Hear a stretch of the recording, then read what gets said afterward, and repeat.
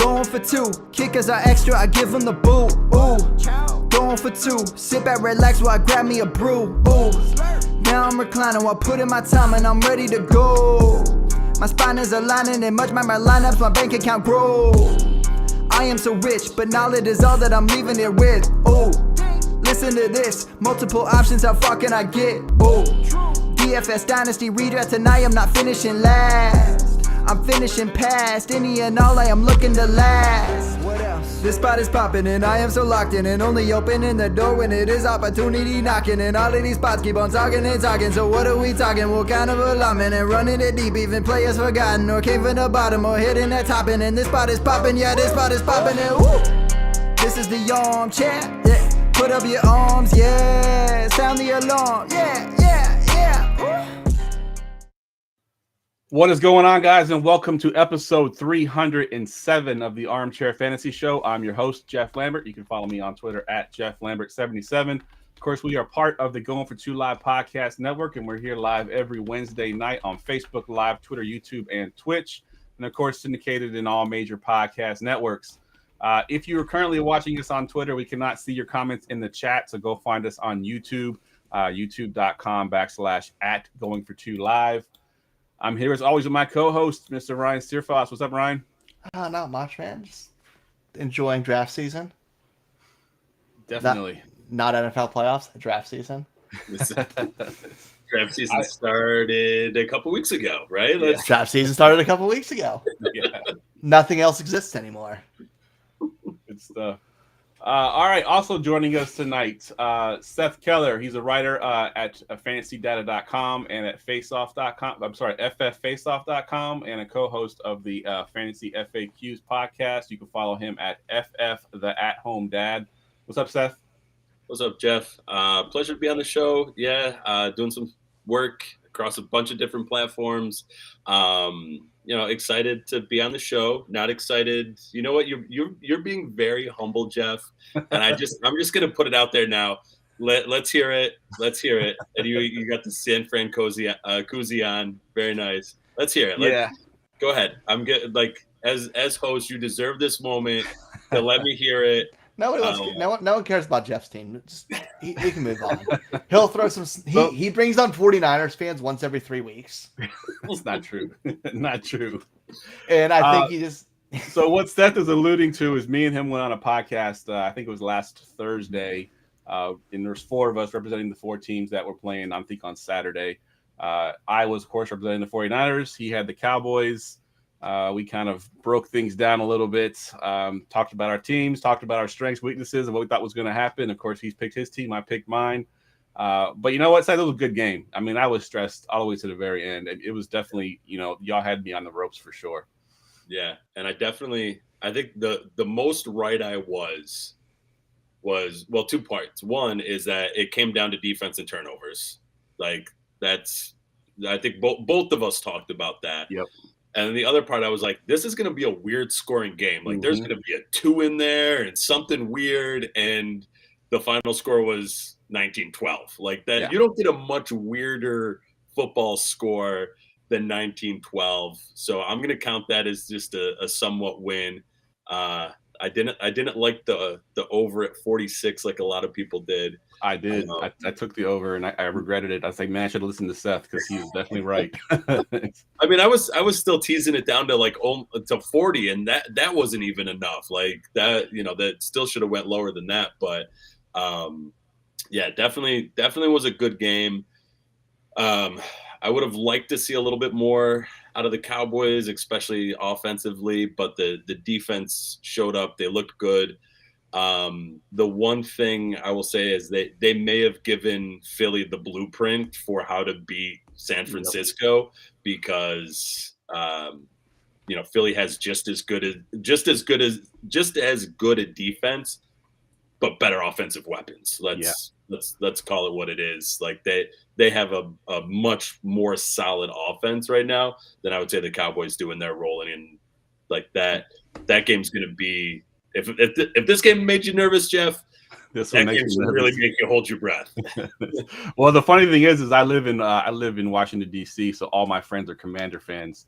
So they were all rooting for me because their hatred of the Cowboys is like, if it's not going to be us, make sure it's not the Cowboys. So I had the stress of all my friends on my back, like, make sure y'all beat the Cowboys because we don't want to see them win any more games. So, but yeah, definitely was a good game. And you're right, it was an ugly game. And I think what hurt y'all really a lot was Pollard going down early in that game. Yes. That took out a element of your offense that we just didn't have to pay attention to do anymore. Zeke is he's good, but he's not what he used to be, and he's definitely not explosive like Pollard is. So that kind of took some wind out of your sails a little bit. What's so funny is I just put a tweet out this morning. I was like, for as much as people talk about Pollard in the fantasy circles, I have not seen a single mention of how Pollard going down has impacted that game. Yep. What I keep seeing is Amari Cooper tweets. Like, okay, sure. We could have used an extra wide receiver, but what? Like, we're not going to talk about the actual game. No, we want to go all the way back to Amari Cooper's trade, which, by the way, wasn't good. And, absolutely. We could have used the second wide receiver.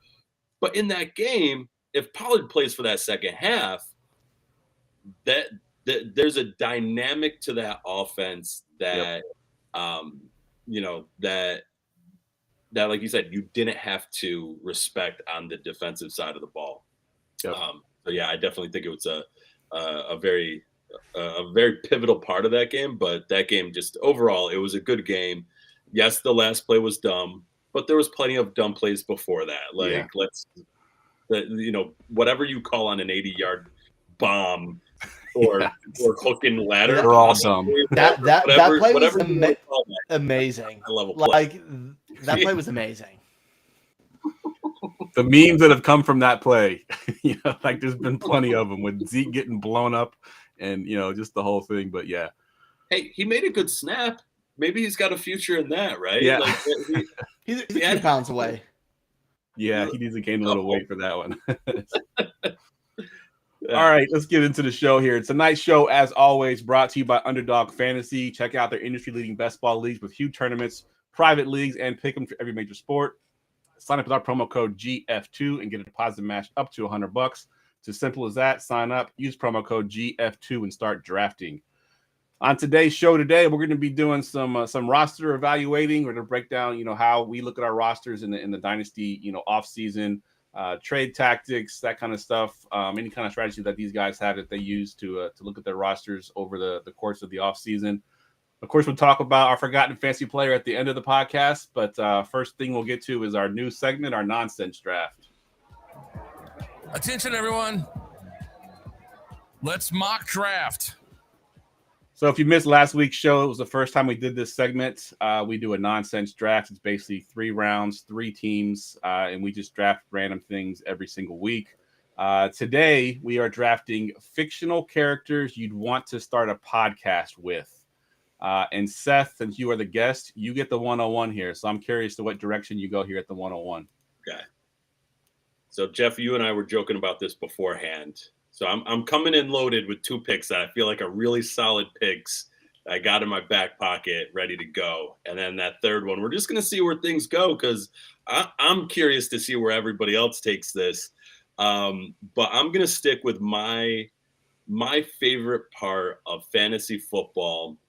And I'm thinking doing some kind of football podcast. I'm thinking that's where we're going in line with this, is the having a beer like you're doing right now, having a drink, and just bullshitting at the bar watching sports. So my 101 pick is going to be Barney Gumble from The Simpsons. We're just going to set up a mic right at Moe's and just get the whole podcast done right at Moe's bar.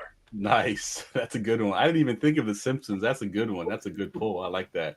I'm not even like a huge Simpsons fan, but I just like that's it. That's what I want. I want to be at the bar having a beer and just, joking around, talking about football, jumping into, whatever else nonsense comes up. I feel like Barney would have some funny stories too. Yes. Yes, absolutely. All right, Ryan. You got to follow that one. I know. I was going to originally kind of not have football-related things, but I figured I'm going to at least do one football podcast out of this group. And I'm going to bring in the high school legend, one of the greatest football players to never make it, Al Bundy. Just sit there, Nice. drinking beer, Great one. breaking down the days before, talk about betting, talk about the good old days, how they can't throw like he did. They didn't score the 5 touchdowns a game. We're going with Al Bundy and just bringing that legend on. That's an awesome one. I did not have him on my list. That's a great pull. It legitimately, when he said that, it popped into my head, and my whole list went, what the hell What after the that? shit?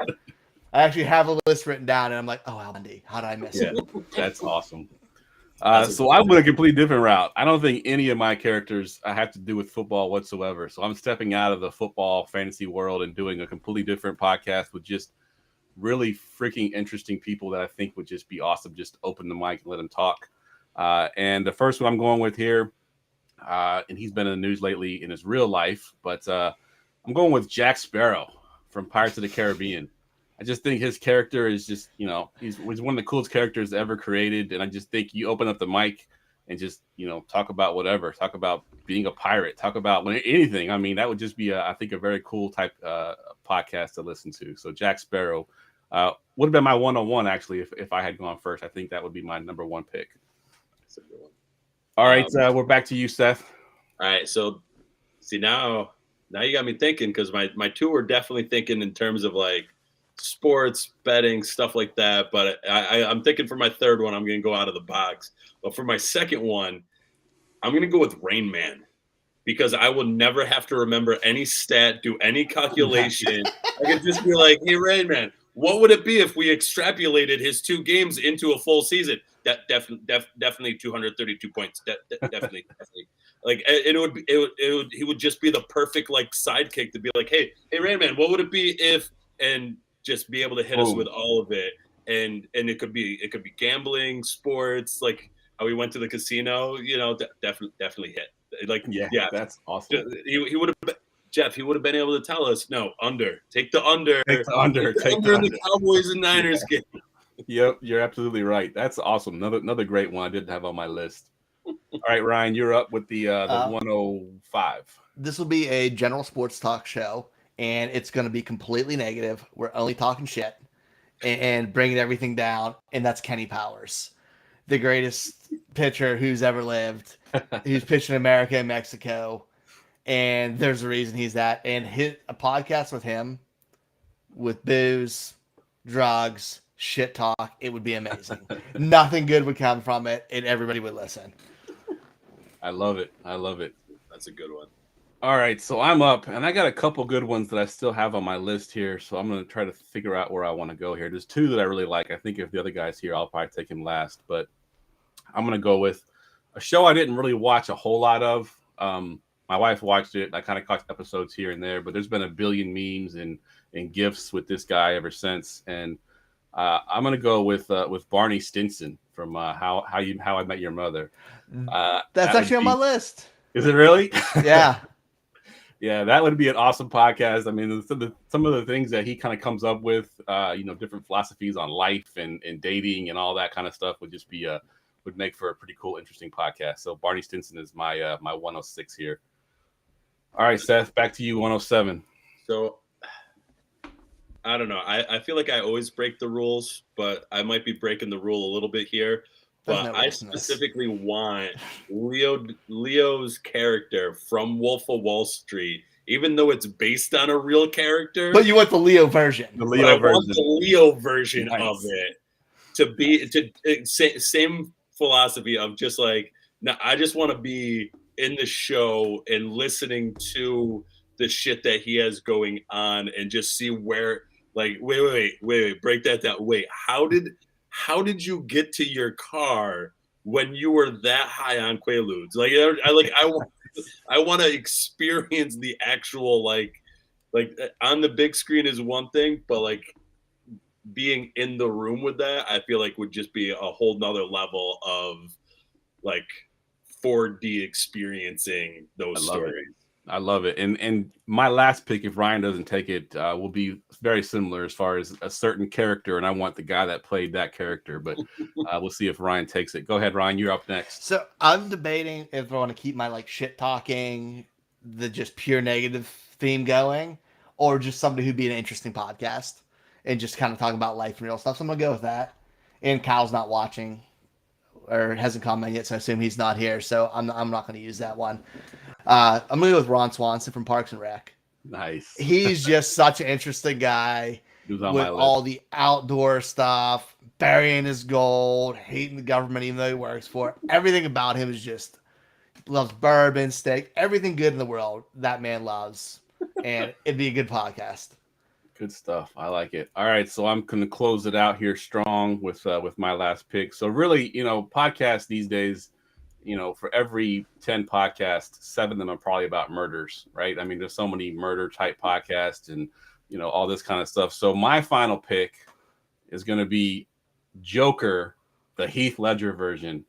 And I just want to just talk to him about all the crazy shit that goes through his head. And he's insane. So, I mean, it'd be a very interesting podcast. And I'm sure we'd have plenty of murder to talk about. That's for sure.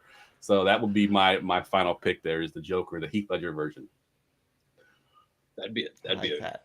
See, I wasn't even That's thinking. I wasn't even thinking in that direction. Right. Podcast, but yeah, that's good. That's real good. That's Is good. there any other ones on your chaos. list you want to mention just real quick? Any of the guys that you really like that you wanted to get in there? I'm surprised there's no one from like The Office or I mean Ryan mentioned like Ron Swanson, but like just some of those shows that like they've been on for so long that it's just kind of or even like what's surprising like Will Ferrell characters. Like I feel like almost every Will Ferrell character. I had Ron Burgundy on my list. Yeah. Oh, that'd be a great one. Yeah, even like Elf. Like I would even throw Elf in there. It's just like I would start it like I would be a Christmas themed podcast where it's just Elf, whenever. Yeah. Or any Vince Vaughn character would be great. Same. Yep. I had Kramer on my list from Seinfeld as well, just because he's insane as well. He's kind of just crazy off the wall stuff that he does. Mm-hmm. I have Shorzy from Letterkenny. Nice. And if you don't know him, just YouTube it. Just YouTube his best stuff, and it's the most hilarious things you'll ever hear. Good stuff. And Always Sunny. Frank. Yeah. Frank almost made my list. Like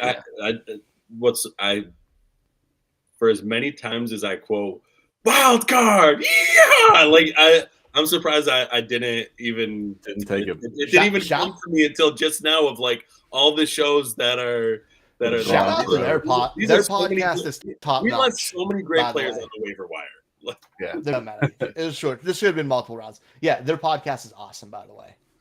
Yeah, where they just talk about the show. If you haven't noticed, check it out. Oh, I've never heard. Oh, it's so good. All right, so let's get into some football stuff. We're talking off-season roster evaluation. That's kind of where we're at right now. I think in our dynasty seasons, looking at your roster, where'd you finish? Did you compete? Did you not compete? Are you in a rebuild? Are you looking to win next year? Whatever the case may be.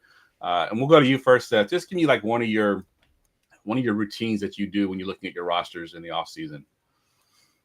So two things, and one I think is the most difficult thing for us to actually do, and that's to look at our rosters with a realistic lens.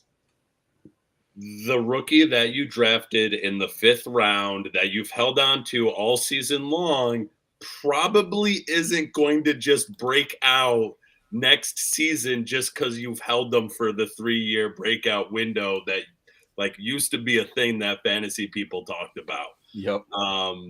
Being realistic about, they were the RB1, this year. Are they going to be that again? Are they going to repeat it? Like, what are the things that are actually repeatable in terms of fantasy football? And then also like, just trying to get a sense of like, okay, this is what my roster looks like, and it's amazing, and nothing will ever happen to it. Wait until one dude blows his knee out, and then what do you got going on? And not to hope for that at all, but we know it happens. Like, and I think being brutally honest with yourself about where your roster is so difficult, but such an important part of the process, because you could be sitting at a spot where like you're looking at a trade and you're like, well, I don't need that extra running back. Like my third round draft pick is way better than that that handcuff running back that I could just fill an empty spot on my roster with, and you overlook it. But that could be a play that ends up like helping you out a ton because now your running back room is just that much more secure. Yeah, absolutely. What's that saying? Hope for the best, plan for the worst. It's kind of what you're talking about there. Because I mean, even you look at this year. I mean, all the running back injuries we had. I mean, even quarterback injuries have been higher than I think they've ever been. We had so many quarterbacks go down this year that This year was a nightmare. Yeah, it was definitely a nightmare. I mean, I lost a bunch of my guys. Ended up having to play a bunch of random running backs towards the end of the season. But yeah, definitely, I like that. What about you, Ryan? What you got for your off-season evaluation? Like my routine is I go through every team, probably 5 or 6 times, just because I kind of obsess about it, and I just get bored at work. And I'm like, is this team a championship team? That's the first question I ask. Can this team win a championship this year? And it's yes or no. And are they 1 or 2 pieces away? Or are they not close? Like, is this team going to live in the middle? If it lives in the middle, blow that shit up. If that team's 1 or 2 pieces away, then I adjust and see where I can move, who I can move, and kind of go from there and see where that medium is. But like, it all starts with, can I win a championship with this team, and how far am I? Yeah, I'm kind of in the same boat there too. I look at my rosters from a strengths and weaknesses kind of standpoint, just looking at the season, like you mentioned about depth and, if this guy goes down, am I deep enough to survive through it? Or, bye weeks, am I deep enough to survive through this with this position? And I go top to bottom, with the quarterback, running back, receivers, tight ends, everything. And then I've always been a guy, at least in the offseason, I don't like to pay the full price for players. So if there's somebody that's coming off a huge season, I'm not going out and trying to trade for him. I'm trying to find the guy that I think can be the breakout next year. Guys that maybe you can buy a little low on. Hopefully they kind of increase their value. So I kind of look for, different guys like that. And I basically fill my roster with those guys on the back end of my roster. And if I have 4 or 5 of them and 1 or 2 of them end up breaking out, then I'm good. But yeah, I always try to buy low on guys that I think are on that brink of just breaking out, and not even on the brink of just breaking out, but on the brink of people thinking that they're going to break out. Because everyone in my leagues are all pretty smart guys, and they kind of know that, okay, this guy's got a chance to be the lead back. Whether it be next year or this year. I try to get them before they even get to that point, and try to go find somebody that I think 1 or 2 running backs go down, or contract situations that come up, and these guys get moved, and all of a sudden he's now the starter. So I'm looking to find some cheap value there to kind of fill the back end of my roster there. Yeah, I will say, like, when it comes like evaluating your team, an easy way to do it to see if you're a championship caliber lineup, go look at who won the championship if it's not you, and be like, can Matt go just line for line? This player better, this player better. Can I see myself beating them? Am I close? Am I far? That makes it so much easier and realistic. Because like, it's really easy to like not be realistic about your team. And you see this guy, like Chef said, oh, this guy's going to break out.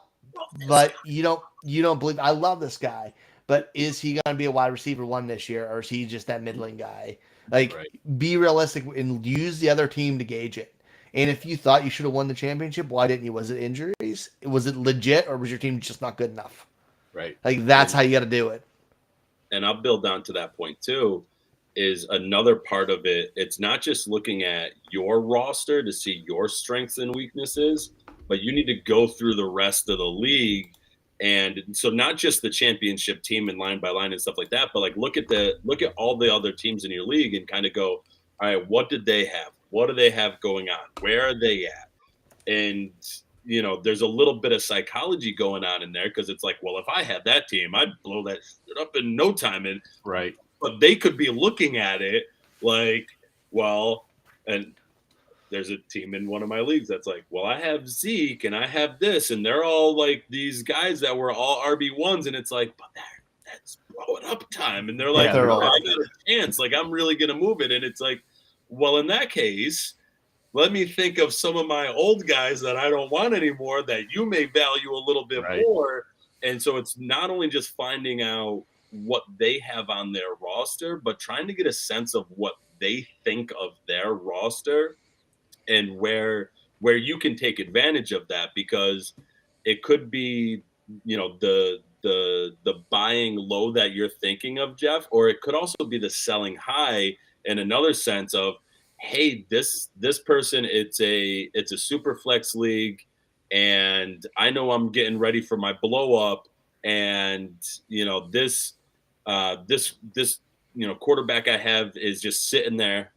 I'm just gonna take credit for that, Courtney. I don't know if you're talking to me or not, but I'm gonna take credit for that one. Thank you. It definitely wasn't me, so you're good.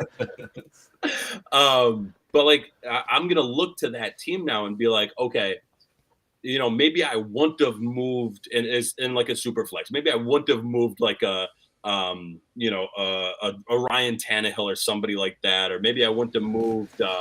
Tannehill's probably up on that board of most people are trying to. Move him. If you're starting Ryan Tannehill, spoiler alert, you're not a contender. You're not. You're not. I was trying to think off the cuff of like a really good quarterback example, and it kept failing me. But like one of the like an Aaron Rodgers, I think is a good one. A Derek Carr is another good one. And like those are guys that still their name carries enough weight with them that you can move them. And if it's a team that maybe they think they're in that, like, hey, I can make a run type of move, that's the team you want to target to try and move those bets to, because that championship team that has, Mahomes and Burrow, and that's why they're in the championship for that super flex league.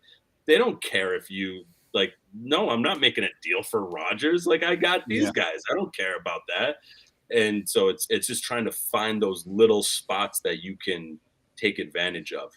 Yep. I agree 100%. And I was going to kind of say the same thing that you were talking about there, just comparing your roster to other rosters and what are their weaknesses? Like, what are the, if you're looking at their roster, like if your strength is receiver and their weakness is receiver, then maybe you need to go out and talk to him about making a possible trade, trying to move somebody that they might value more than what your team is valuing him at. Maybe he's your receiver 5 or 6, but on this team might be his receiver 3, for example. And then you can get some good value back from a trade there as well. So Ryan, I want to go to you as far as I know, me and you kind of live on, sites like Spotrac with contracts and dead cap and all this kind of stuff. How much do you put into your rosters as far as making decisions? I mean, not a ton. I'll look at it for like the free agency for running backs to be this year. More than any other position because the free agent class is kind of weakish. But like if I'm looking at the running back class and I see guys like Barkley are on there, Kareem Hunt, Josh Jacobs, I'm looking at them like, is there a situation they could go to which is better than what they have? So if I have Saquon Barkley on my team, Barkley gets 20 to 25 touches a game. How many teams in the NFL is he going to go to where he's going to get that kind of volume? And if he doesn't, can he get that efficiency? Yep. So if I have any inkling he's leaving, there's a chance I could move on. Josh Jacobs, same thing. Josh Jacobs had the best year of his career, but Josh Jacobs had 270 carries? I don't know the number off the top of my head, but he had a absolute ton of touches this year. Yes, he did. Like, I can't see a situation with a team who's that run heavy where he's going to go and get that again. So that's a sell for me. Other guys, it might be the opposite. Kareem Hunt's one who everyone's been sitting on forever, hoping he landed in a better position. Or Alexander Madison's another one. I think that he's also a free agent this year. He could be somewhere. Yeah, but he is. But is Alexander Madison really a starting running back, or is he just a high-end backup? And then you have to kind of have that conversation with yourself. People think he is, so you could probably move him if you had him on your roster. Yeah, Tony Pollard's one. His landing, I think his landing spot is very important. Staying in Dallas is cool. If he goes to a different team, I want him to go to an offense that fits him. He could go to a place that looks good, but if it's like a Miami or Arizona where they have wide open offense and give this dude room to run, all in. But if it's kind of more of a grinder and they have different things, I might not want him and try to get rid of him, even though he has the lead role, because that's max value. I think you have to really pay attention, especially once the landing spots come. But as of now, if I'm trading him, I'm just saying if the landing spot could be better or worse. Yeah. Can we real quick play a quick game? So what did you say you thought Josh Jacobs' touches were this year? I think I was way low. I think I was closer to his carries than touches. He was over 300, you're right? Still way low on his carries even. 276 was too low? Way too low. Really? How many was that? What do you hit? Good guess. Three- Let's play the guessing game. 330. Yeah, that's where I was going to go. 330. Up more than that? Holy crap. 360. 340. Wow. Dude, And 64 targets, 53 receptions. So That's he had insane volume. Yeah. So he had 380 or 375 touches, 74 touches. Yep. That's Dude, like early 90s type volume right there. What, You don't get that anymore. where is Josh Jacobs going to go? Where he's going to see more touches than that this year? I don't think he will. But I will say one thing. But I will say one thing. I have been the Josh Jacobs. Like, why are people still drafting him so late every year? I agree. I've been that guy the whole time. And this may be the one time where I'm like, no, I'm sorry, I'm off Josh Jacobs because I don't think I don't think I can get back on that train. Yeah. On the flip side, we talked about that makes my eyes open for Zamir White. Yep. Or whose spot he's taking. Like, he could leave, and I don't know if he's going to get that, but if he gets 3/4 of it, Yeah. that's a lot of touches. Or He gets half. what? Yeah. Or what happens? He gets half of that. Huh? Or Yeah. what happens in the draft? Imagine if, I don't think the Raiders are going to go Bajan, but maybe they go Jahmyr Gibbs, or maybe they go like I haven't done my in-depth rookie kind of looks yet, so I don't have all the rookie running back names in my back pocket. But what if they pick up one of those new, those shiny new toy running backs that everybody's running to go get? Yep. What type of value does that now translate into? Absolutely. Yep. Yeah, I think it's important for the guys who are going to be left there too. Mm-hmm. All right, we're talking about roster construction and breaking down your roster. We do something very unique over here at goingfor2.com. We do personal league podcasts. We took them live this year for the first time. We've been doing them for 3 years. Basically, we take your league, we screenshot everything, we break down, we rank all your teams, and then we break it down on a live podcast where we count them down from 12 to 1.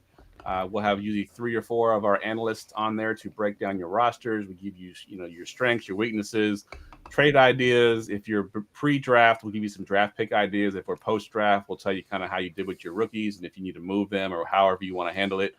We do all that kind of stuff for you. It's about an hour. Actually, we say an hour. It's more like an hour and a half because we get talking and it seems to go longer than an hour. But if you want to get one of those done for your team, if you're in a 12-man league, it's like $8.50 a person. $8.50 a person to do that. It's $100 for one of these. You visit goingfor2.com/PLP. That stands for Personal League Podcast. You can look at the details there and book your podcast all right there on that page. We've done Dynasty, we've done Redraft, Superflex, Vampire League. We did an Empire League that was 20 teams. We've done it all. So go check it out. goingfor2.com/PLP and book yours today. All right, let's talk about the art of off-season trading. I know we kind of talked a little bit about it with our last segment there, but let's get a little bit more in depth here and talk specifically about buying low and selling high and how you target certain guys or certain managers in your league in this off-season. Ryan, we'll go to you first this time. I'm going to say with off-season trading, it kind of goes with the buy low, sell high, but it's a little bit broader. Be patient. You are doing Dynasty right now, and it's January. You're going to get such an influx of news, and players are just going to go crazy. Like, people always use the stock market for it. This is more like crypto, where it's like huge leaps and bounds and insanity going on. That's what the offseason is, and it's for no reason, and it's just because somebody tweeted something, a stat out, and 1 million people saw it, and they go crazy. Like, watch those trends, but be patient.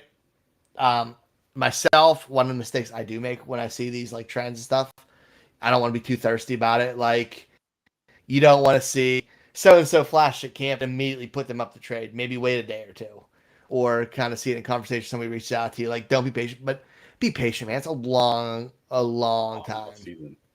Yeah, the offseason is longer than the season. So, I mean, it's definitely, you got a ways to go before we get to the season. People get bored, and like the start a trade conversation and then completely pull out has become one of my favorite things, because people like will think about it and be like, why did this work? What did they want? And then they'll send you some bullshit that Yep. they probably shouldn't have, just because they want to make a deal. Like, Yep. be patient. There's so much time left. If I don't make a trade with you today, I don't care. If you come a month down the line, which I've seen happen before, and somebody's like, I want this player, and you had no idea they liked that guy or they didn't like who was on their team who you wanted, just be patient, dude. Yeah. Especially, I feel like right now too is the big argument of, do you wait for an offer or do you send an offer? And I feel like there's, in leagues that I'm in, that is like, again, knowing your league mates, like there's a couple of leagues that I'm in where there's league mates, they will never make an offer. They will always, they'll talk and they'll talk and they'll talk and they'll let you make the offer, but they'll never be the ones that come out and actually make the offer. And I think that's another part where the being patient is, because you kind of, you have plenty of time to keep that conversation going, to be like, well, what are you, where are we at with this guy? What are you thinking about this guy? What are you looking at to do here? And a lot of times, in a lot of the leagues that I'm in, a lot of guys and girls just want to want to talk football. Yeah. So you can usually glean some information out of that just by saying, hey, where are you at with this guy? Hey, I'm looking at making a move here. What do you think about this? What do you think about that? You don't have to like just throw an offer out there. Some people like that. Some people they're gonna make an offer. Okay, I might. I'm browsing. Don't rush me. I like to look at the supply you got here. How well dressed is the mannequin? Let me take a good look at what you got here. But I think that's another piece of like, don't feel rushed to make an offer. Let that kind of develop. And again, depending on who you're dealing with, but let that develop, because you can try and find like, all right, maybe they're really anxious about trying to get this extra pick in. Let me try and maneuver that a little bit. Let me see if I can get a little bit more value. Or if you're like, hey, this deal's great, then you're ready. You're ready make to that go. move. Yeah, I was going to bring up, kind of in the same tone there is being the first one to make the offer. Is I always will offer, more than I think that they will give, just to see, because then I can always come back to what I will accept for a deal. So I offer a little bit more, like, okay, I'm going to give you this guy and you give me these three guys. And I know that, okay, he's probably not going to want to give away that guy, but I'm going to ask for him anyway, because who knows, he might accept it. But that gives me some leeway to then come back to what I really wanted. And then vice versa, when I do counter offers, I'm going to offer a little bit less, on the way back. I'm going to give him a little bit less than I think he'll take, because then I know I can come up a little bit. I give myself a little leeway on both sides of it so that we can kind of maneuver and make those offers there. Because you never know, you might send that trade out. They might just hit accept and go on from there, and you're happy. That happens. Trade. Yeah, it absolutely does. I have one thought on here that kind of is one of your guys' thoughts. How do you handle it when you're competing to trade for somebody, and there's a couple other people trying to get a player who you might really want? Like that, I think that's a real thing that no one really talks about, because it's important.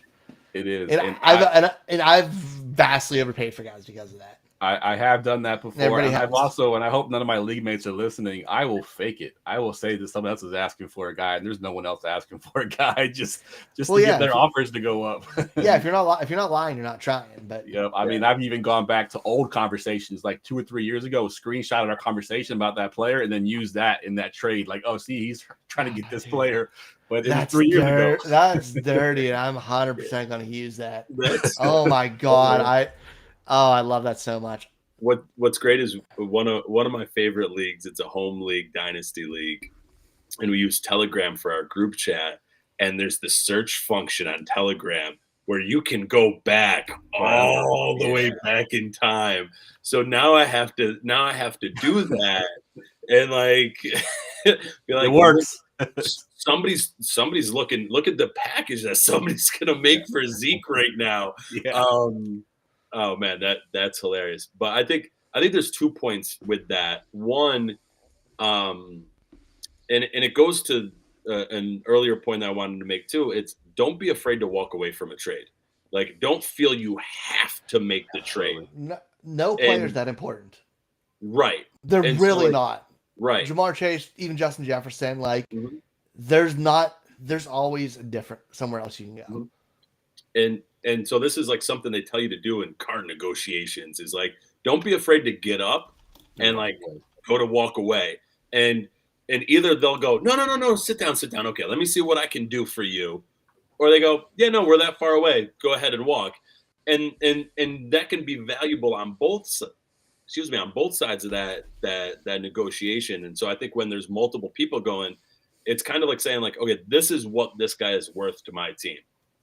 If it means I need to throw in a little extra pick, or I need to toss in a guy that could have some, like, is that lotto ticket that he's not really going to do a ton, but he's going to do just enough to make the deal go through. Sure. But if it means making some kind of, huge leap, especially like a leap in tier, right? So if you're talking about like an RB2 to a, to an RB1 type of valuation, then I'm going, you know what? I'm sorry. I'm not paying you for a Maybach when I'm driving out of the dealership in a Civic. Yeah, exactly. Like I'm not going to do that. But if you're telling me like, all right, like we'll throw in, like you got to pay a little bit extra because the chips and stuff, like with the whole pandemic, it's like, all right, like, to steal a line from Cartman, who's another one that was on my list for the podcast. Cartman, that'd be a good one. Awesome. You're breaking the balls, man. Like that would have been pure negativity that I love. Yeah. Oh, it would have been, but it would be perfect, pure negativity. Like, right. Yeah. Agreed. So real quick, Ryan, we got a question in the chat here from Courtney. So she's in a deep league, and she wants to know, would you give your 8th, 9th, and 10th round picks for 503? Basically a 3-for-1. She said she has 19 picks currently. She's trying to consolidate down to 15 or 16. And that's in a startup? I don't know if it's a startup or not. She doesn't say if it's a startup or not. I would think, unless that would be, it's got to be a startup. Yeah, it's got to be. Which is insanity. Have all the 6. Honestly, no. Like 503 gets you a good player, not a great player. And just seeing the way drafts have gone, no. It's a rookie draft? Maybe it's maybe 8.9 and 8.10. Is that what it's supposed to be? 8.9 and 8.10.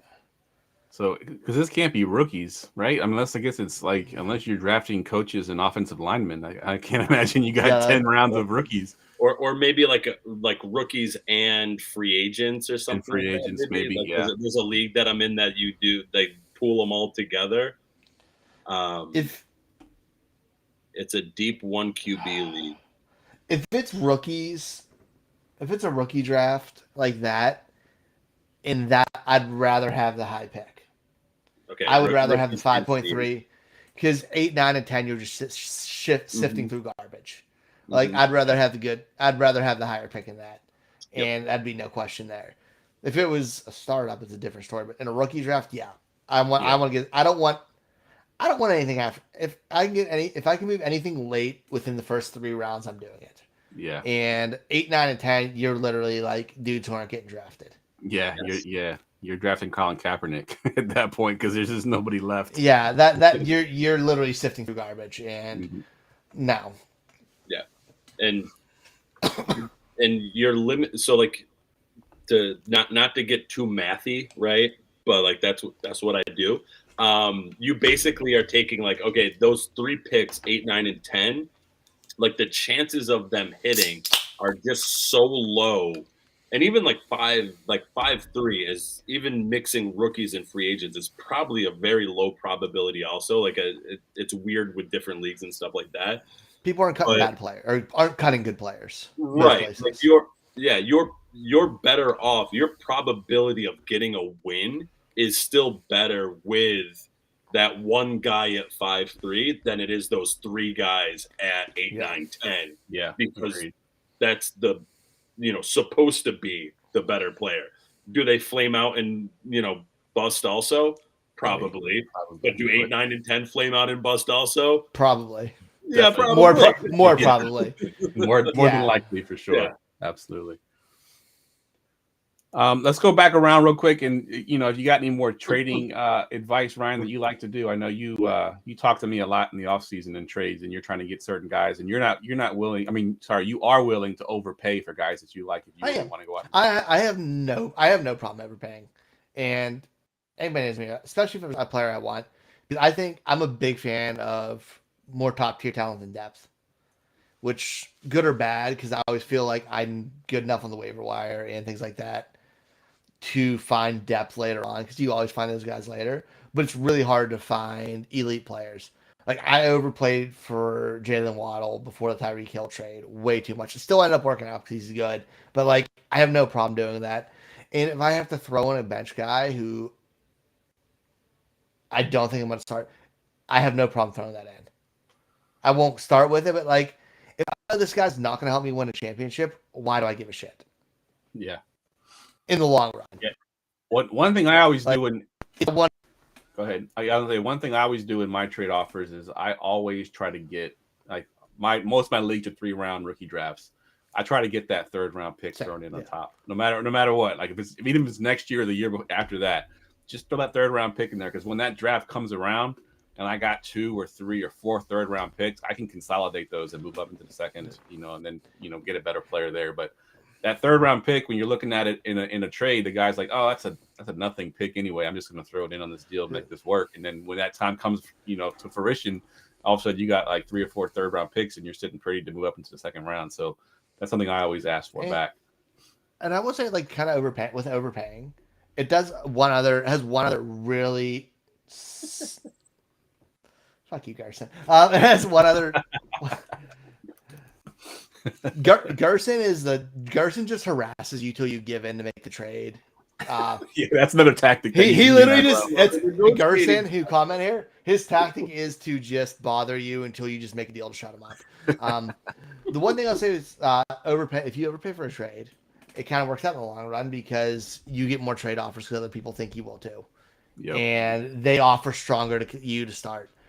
Like, sometimes it just doesn't matter with some like lower guys. Yeah. Yeah, sometimes with overpaying too, it comes down to your league as well. Like, I have my trophy sitting right here. I brought this up last podcast, but I want to show it off again. If you could see it, it says the Anybody But Jeff trophy, because my league literally does not like me winning championships. So in that league, when I'm trading, I have to overpay almost every time because no one wants to trade with me. So and something like that, I just overpay. I just have to do it. It's just no way around it. But to get that deal done, I will overpay if I have to. It's fine. I don't always start with that. I'll start with strong offers, though. I have no problem doing that. Absolutely. Absolutely. What about you, Seth? Anything that you do as far as overpaying, or do you like to just try to get value? It really depends on, like, who and in which league. So I have one league that is like a whole bunch of college buddies, and it's really just because we all want to keep bullshitting with one another. Then actually, like, fantasy football is just like the vehicle that allows us to keep, bullshitting.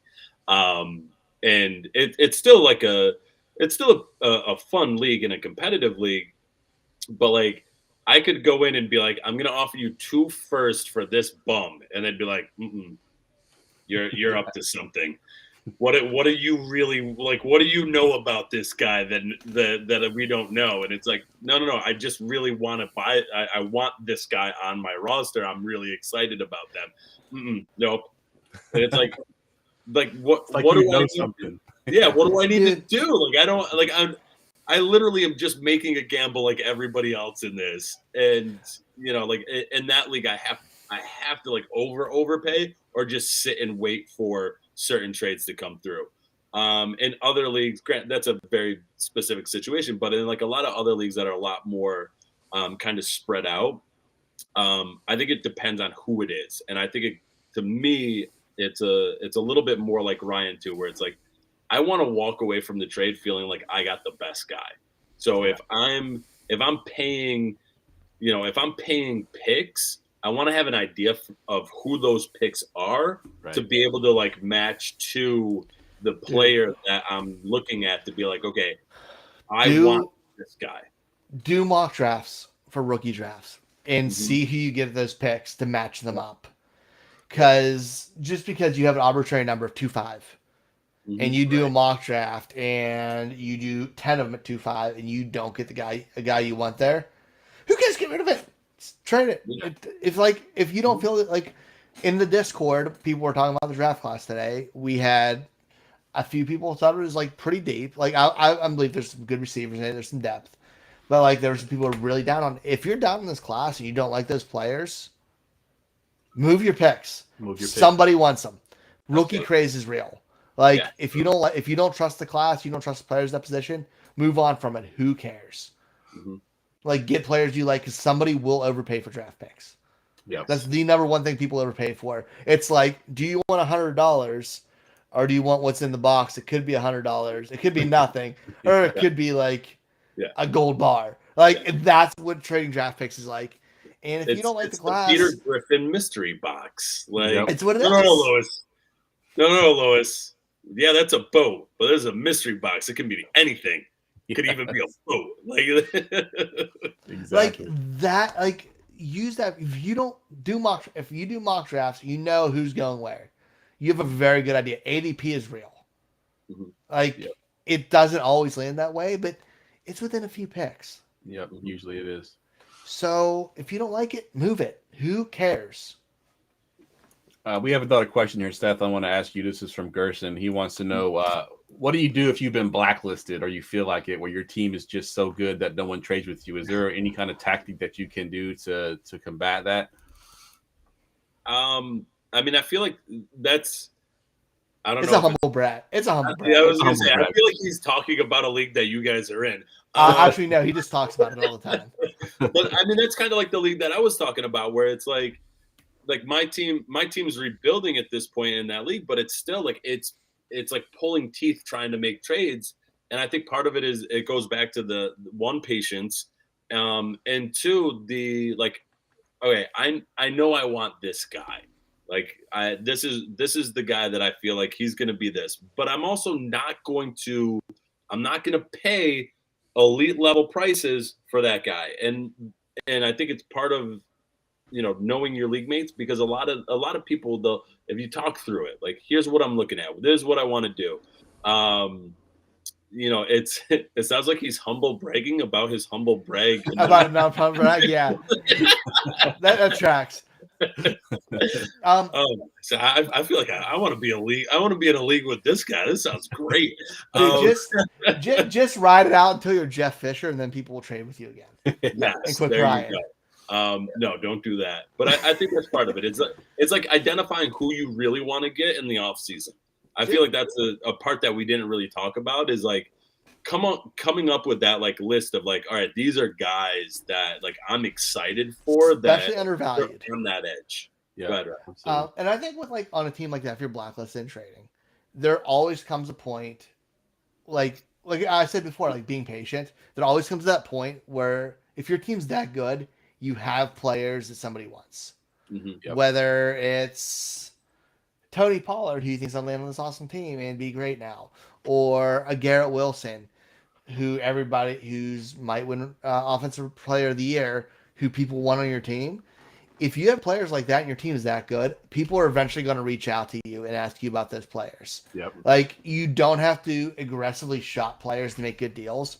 It's a long off season. If you have good players and your team's that good, people are going to ask you about those players. Yep, absolutely. That's the most legit answer I can give about that, without talking about his humble bragging. I love. So one thing I want to say, I want to talk about kind of the flip side of that. I just want to go over, people, I get all the time during the season, like, hey, I got this trade offer. It's a really good trade offer, but I'm giving this guy, he's the best team in the league, and now he's going to have, this really good player, and I might lose a championship to him. Who cares? And I always tell them, like, if your team is getting better, who cares about the other guy? I know his team might be a juggernaut. Maybe he's going to get some great player from you that's going to complete his team. Maybe he's got a bad tight end and you're going to trade him, a good tight end. That's now his team's going to be a juggernaut.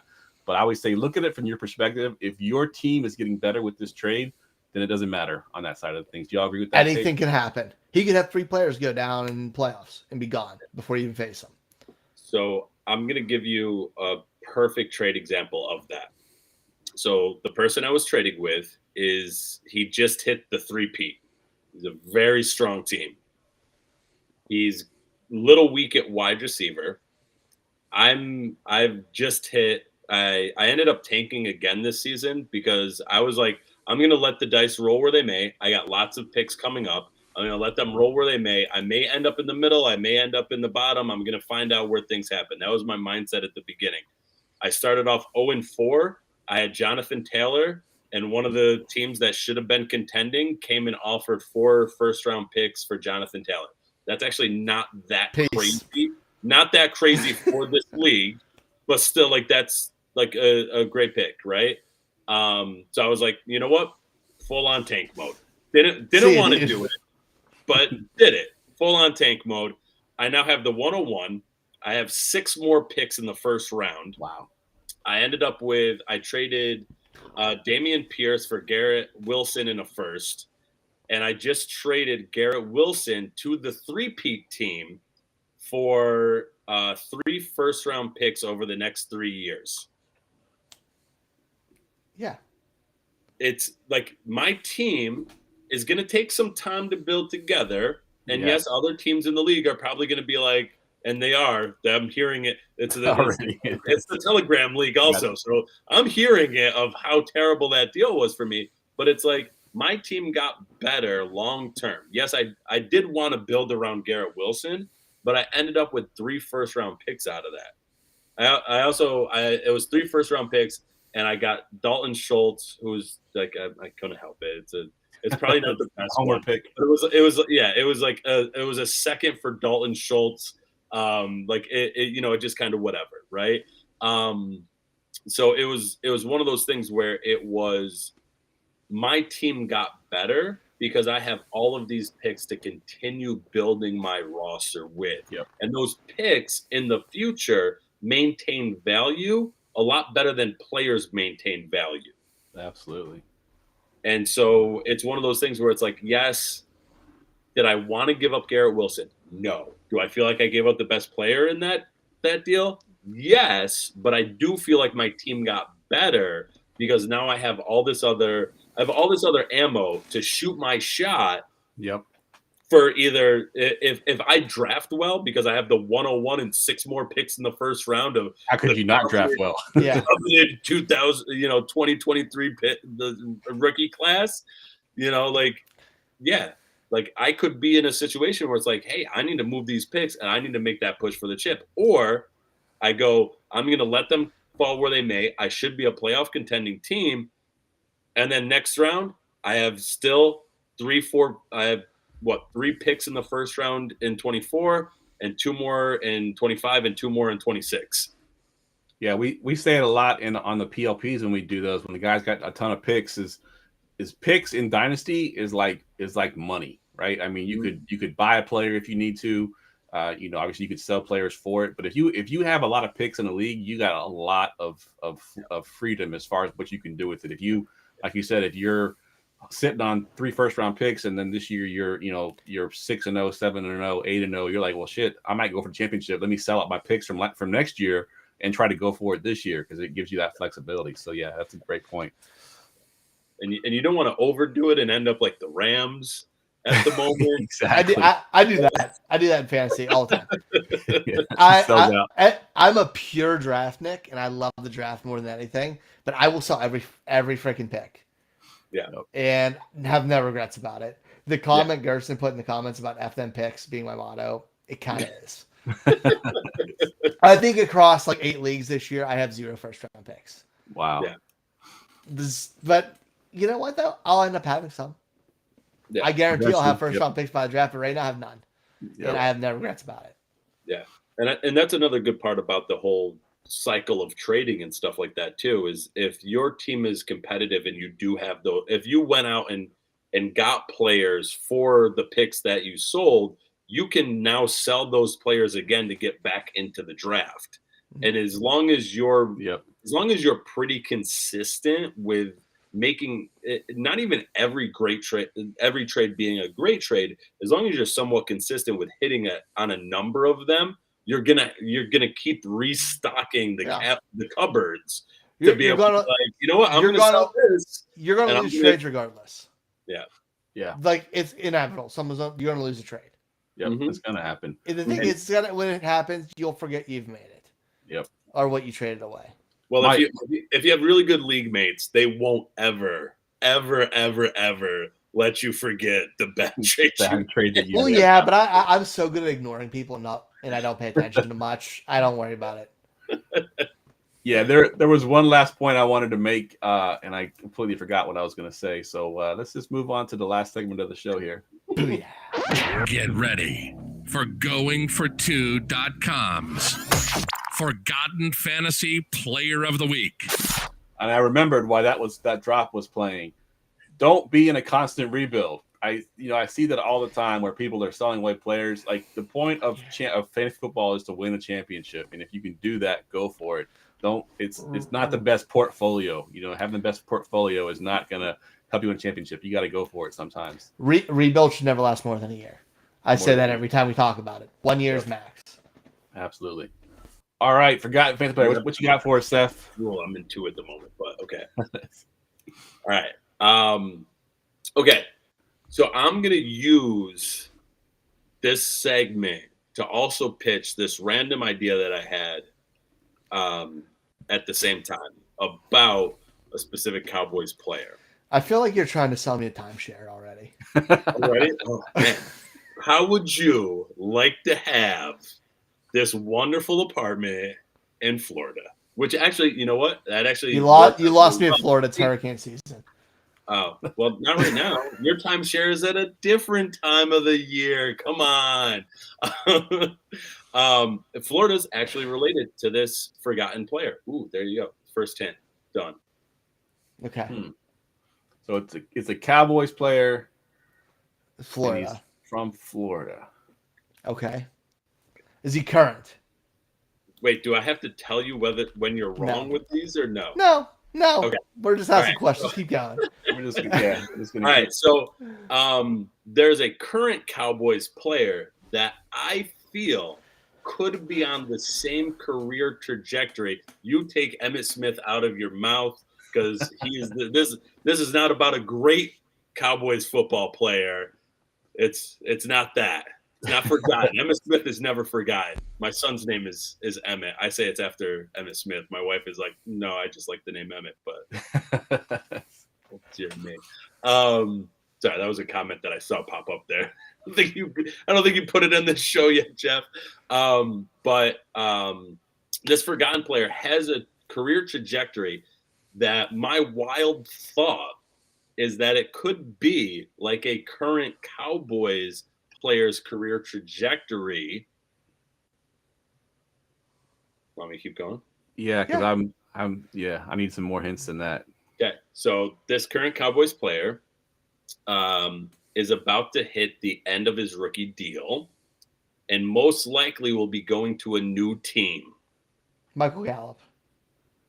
No. It's not. It's also not the forgotten player. I feel like I'm doing two of these at the same Yeah, time. I know you got. The forgotten player was a very similar beginning of the career of splitting time with another known back, good back. Not like later.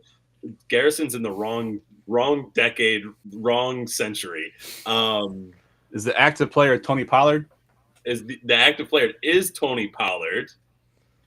Yep. The active player is Tony Pollard. The forgotten player has a very similar career trajectory, except he's not retired yet, but is essentially fantasy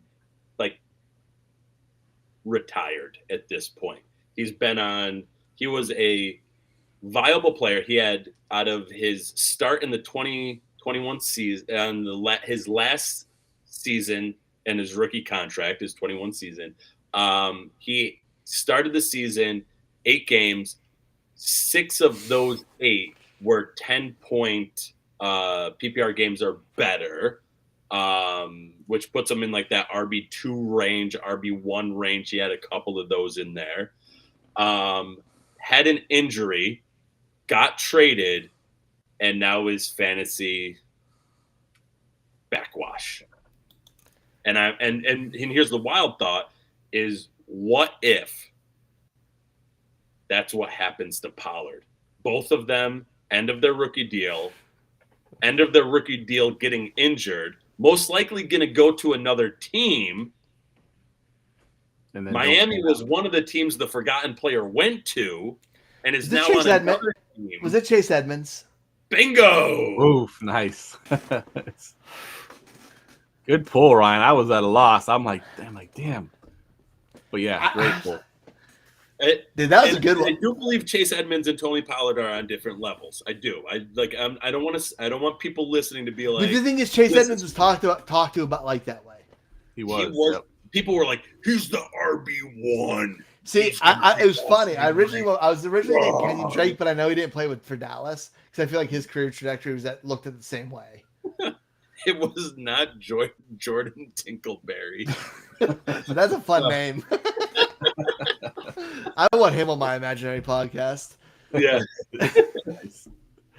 Great one. That's a great one. Hey, Ryan, I like your idea because last week we kind of decided to do this guessing thing, and I think this is going to work out well for the Forgotten Fantasy players. Yeah. So kudos to you for that, and also making our draft linear. Last week we did it. We did a snake draft, and I think the linear definitely went better. Both my ideas. Yeah, look at Ryan. Yes. I feel like my like weird ambiguous, like it's really guessing two players may have hampered that a little bit, but yeah, but I still got it. We pulled it. We pulled both of them. So there's no we in me. So all right, I really need to. I got Pollard. Yeah, I really need to know though. Like, think about it. Is it? I feel like Tony Pollard has been talked about for so long of like, oh, when he becomes the workhorse, and he's just never been the workhorse. I bet Tony. I don't want to say I'm a hater, but I don't think Tony Pollard is at his best as an every down back. Yeah. I think certain backs thrive in a committee. And he's one of them. Like him paired with a Zeke type runner who's between the tackles and can bang out and wear teams down is perfect. Like he has a huge yards per carry because Zeke beats up defensive linemen and linebackers, and he just scoots right through. Like it's a yin and yang. Chase Edmonds is probably better in a committee. He was a better back as the second guy than he was as the first guy. So similar. Yeah. Yeah. All right. That wraps the podcast up, gentlemen. Seth, I want to thank you for coming on. Even after the Niners beat you this past weekend, you still decided to make your appearance. Still coming and repping my boys. It's all right. We're all right. Let's go around the room real quick. Give us your Twitter handle one more time, and if you want to plug anything that you're working on, we'll go to you first, Seth. Yeah. You can find me on Twitter at fftheathomedad. I've been doing this for a few years now. It's the median points per game revolution. It's been a big topic in one of our leagues that me and Ryan are in. Well, so not even just in the leagues, but actually looking at it for players as opposed to just looking at average points per game, because mathematically it's more robust towards outliers, which that's what. There's a whole math thing behind it. That's a whole nother podcast. We're not going to jump into that. But I've been doing it for like 2 years, so I love the fact that Twitter is finally starting to jump in. The Twitter fantasy community finally starting to jump in and be like, hey, this guy's way high in points per game, but like, Michael Thomas, way high in points per game, but he played 3 games. Like, how do we equate that with the guys that did more? Like, and that's one of the things that I really try and push a lot with that median points per game. You can find a lot of my work on FF Faceoff at Fantasy Data and on the Fantasy Facts podcast presented by Fantasy Data. Please check it all out. And if anything, just hit me up on Twitter. Like I said, I love having a drink and talking football. That's why Barney Gumble, #1 draft pick for the podcast. Good stuff. Ryan, what you got? Find me Twitter, Fox534. Find me here Wednesday nights. Find me over at the Rookie Big Board. Join both sets of Discords, talk football. I'm actually active now that it's the off season and it's fun time to talk football. And we're gonna be doing rookie profiles here soon once Jeff finds time for us. Yep. But I'm really excited to start talking rookies and taking this to that step. So yeah, it's fun time of year. Even though football's gone, it's never forgotten. Yep. So as always, guys, you can follow me on Twitter at Jeff Lambert77, and on Ryan's point, not only are we doing rookie profiles, which are going to be just short, couple minute podcasts for us. We're also going to have some guys on that know their stuff that have been on before. Kane Fossil, who's one of our good friends, been on the podcast quite often, comes on every year. That show, I can guarantee you, will probably go over an hour. We try to stay in an hour, but Kane loves his rookies, and he'll talk about them for an hour and a half, 2 hours if you let him. But absolutely check that out, guys. We got a jam-packed month next month, so make sure you're tuned in to the Going for Two Live Network. For Seth, for Ryan, I'm Jeff, and we will see y'all next week.